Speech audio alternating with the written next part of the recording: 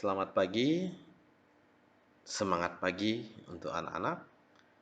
Sebelum memulai aktivitas pembelajaran kita hari ini, marilah kita berdoa menurut agama dan kepercayaan kita masing-masing. Berdoa mulai.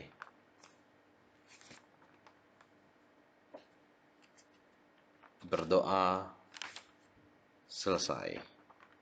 Baik, anak-anak, kita akan memasuki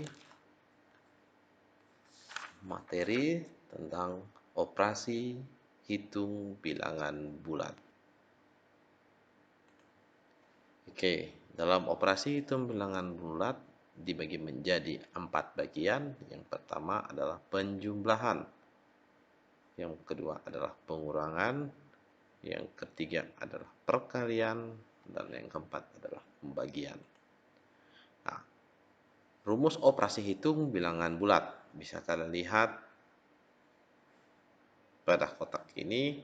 Sini untuk menjelaskan di mana ada penjumlahan, jika ada tambah, tambah sama dengan tambah, kurang, tambah, kurang sama dengan kurang, dan selanjutnya nanti ini digunakan untuk operasi bilangan bulat dari penjumlahan, pengurangan, perkalian, dan pembagian. Bisa kalian lihat seperti layar yang ada pada layar. Bisa dicatat dulu untuk mudah dipahami. Setiap operasi itu berbeda-beda ya, kecuali yang agak mirip sama serupa itu perkalian dan pembagian. Penjumlah kita akan masuk dengan materi penjumlahan bilangan bulat. Oke, jumlahan bilangan bulat tadi sudah dilihat bagaimana proses penjumlahan bilangan bulat, yaitu pertama penjumlahan dengan menggunakan garis bilangan. Titik dasar kita dalam penjumlahan dengan menggunakan garis bilangan adalah titik 0. Contoh, 2 tambah 3. Kita mulainya dari angka 0, sehingga dari 0 panah berwarna biru mengarah 2 kali langkah. Selepas itu dari angka 2 kita 3 kali melangkah, sehingga finalnya di panah warna merah yaitu angka 5, sehingga 2 ditambah 3 sama dengan 5. Kembali lagi saya jelaskan bahwa penjumlahan dengan menggunakan garis bilangan, kita mengawali dengan angka 0. 0 adalah titik awal kita untuk mulai melakukan operasi penjumlahan bilangan bulat. 0, kita mulai berhitung. 2 ditambah 3 sama dengan titik-titik. Dari 0 kita mulai ke angka 2. Kita lihat panahnya berwarna biru. Selepas panah warna biru sebanyak 2 kali, maka kita melangkah lagi sebanyak 3 kali. Kita lihat panah berwarna hijau.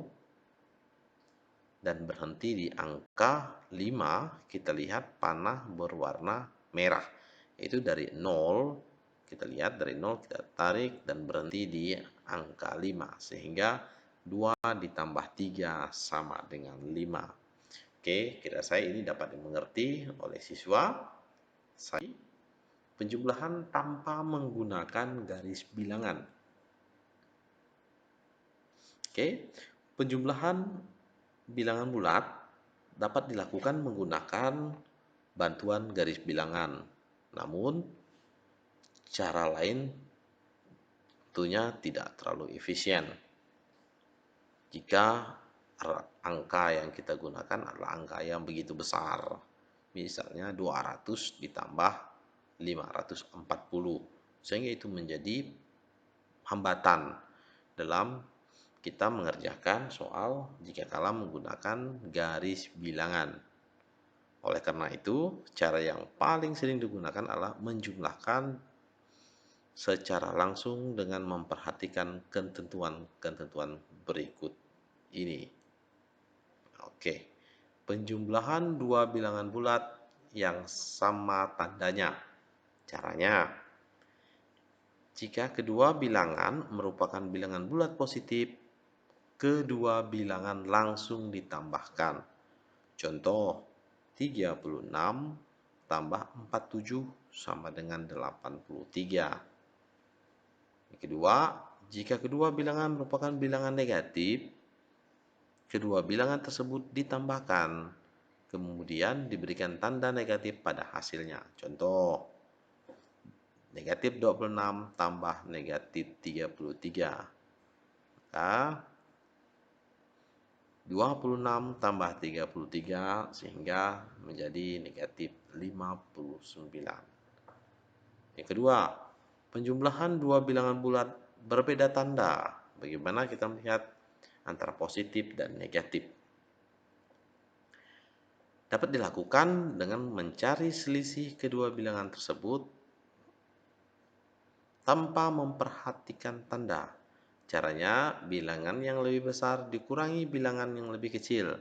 Hasilnya diberi tanda yang sama dengan bilangan yang lebih besar. Kita perhatikan. Contoh, negatif 51 tambah 17. Sehingga 51 dikurang 17 sama dengan 34. Ingat, tadi hasilnya diberi tanda yang sama dengan bilangan yang lebih besar. Karena 51 lebih besar dan bernilai negatif, maka hasilnya menjadi negatif 34. Selanjutnya, contoh kedua, 60 tambah negatif 24. Yaitu 60 kurang 24. Karena hasil bilangan yang terbesar adalah bertanda positif, sehingga hasilnya nanti akan menjadi positif juga, yaitu positif 36. Oke, kira saya ini dapat dipahami oleh siswa agar nantinya dapat mengerjakan soal lebih mudah. Oke, kita masuk di dalam penjumlahan dan sifat-sifat penjumlahan. Baik, saya perlu tekankan ada beberapa sifat-sifat penjumlahan yang mana ini menjadi dasar bagi kita untuk melakukan proses operasi perhitungan pada bilangan bulat. Yang pertama, sifat asosiatif.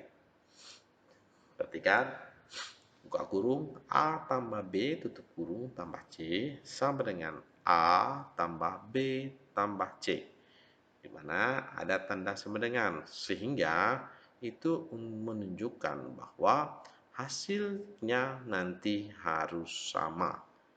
Contoh, 5 buka kurung 5 tambah 3 tutup kurung tambah 4. Itu akan sama hasilnya dengan 5 tambah buka kurung 3 tambah 4 tutup kurung, yaitu 12. Jadi itu disebut dengan sifat asosiatif. Bisa ditukar-tukar, tidak ada berpengaruh akan hasilnya. Yang kedua, sifat komutatif. Komutatif juga sama. Yang tadi asosiatif itu kita mengelompokkan, dikelompokkan, nanti hasil akan sama. Kalau sifat komutatif ini kita menukar saja. A tambah B sama dengan B tambah A, di mana contoh 7 tambah 2 sama dengan 2 tambah 7 sama dengan 9. Sifat yang ketiga, unsur identitas terhadap penjumlahan bilangan 0 disebut unsur identitas atau netral terhadap penjumlahan. Mengapa netral terhadap penjumlahan? Karena setiap bilangan jika ditambahkan dengan 0 akan menghasilkan dirinya sendiri. A tambah 0 sama dengan 0 tambah A sama dengan 6. Yang keempat, unsur invers terhadap penjumlahan. Invers penjumlahan atau lawan dari A adalah negatif A. Invers jumlah lawan dari negatif A adalah A. Sehingga A tambah negatif A sama dengan negatif A tambah A. Itu 5 tambah negatif 5 sama dengan negatif 5 tambah 5 sama dengan 0. Yang kelima sifatnya sifat tertutup. Apabila dua buah bilangan bulat ditambahkan, maka hasilnya adalah bilangan bulat juga. Yaitu A dan B. Anggota bilangan bulat, maka A dan B sama dengan C, di mana C anggota bilangan bulat. Contoh, 4 tambah 5 sama dengan 9, di mana 4, 5, dan 9 adalah anggota bilangan bulat. Untuk kerjakan tugas, silakan buka LKS halaman 16, mencoba 1.4. Kerjakan nomor 2 dan 4. Yang 4 itu bagiannya A dan B. Tugas dikumpulkan, kerjakan di buku latihan, kumpulkan nanti di meja saya. Tanya dengan Bapak Ibu Guru di mana meja Pak Jai, nanti disimpan di meja saya, nanti saya koreksi, akan saya kembalikan selesai koreksi. Oke, terima kasih. Selamat pagi dan salam sejahtera untuk kita. Jika kurang paham, dapat menghubungi saya via WA ataupun langsung ke kantor guru. Terima kasih. Selamat pagi.